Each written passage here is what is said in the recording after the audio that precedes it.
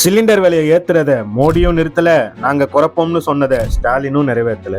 அடுப்ப ஸ்டீல்ல வச்சுட்டு சிலிண்டருக்கு பதில் விறகுலையே சமைச்சுக்கலாம்னு மக்களை நினைக்க வைக்கத்தான் சிலிண்டர் விலையை 50 ரூபாய் ஏத்தி அதிரடி காட்டியிருக்காரு நம்ம பிரதமர் மோடி. நியாயமா இந்தியாவுக்கு அதிகமா வரி போட்ட ட்ரம்ப் மேலதான் அதிரடி காட்டியிருக்கணும்.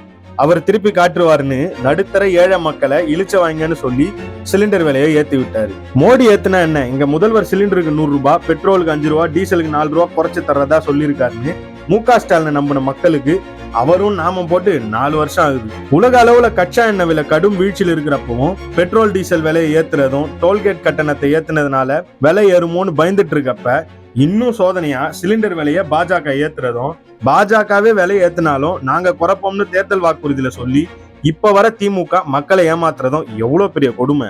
தேர்தலுக்கு ஒரு பேச்சு, தேர்தல் முடிஞ்சு ஜெயிச்சா அது காத்தோட போச்சுன்னு மக்களை நம்ப வச்சு ஏமாத்தோம் ஸ்டாலின் மோடி கூட்டு நாடகத்துக்கு சீக்கிரமே முடிவு கட்டியாகணும். இந்த சேனலை மறக்காம சப்ஸ்கிரைப் பண்ணுங்க.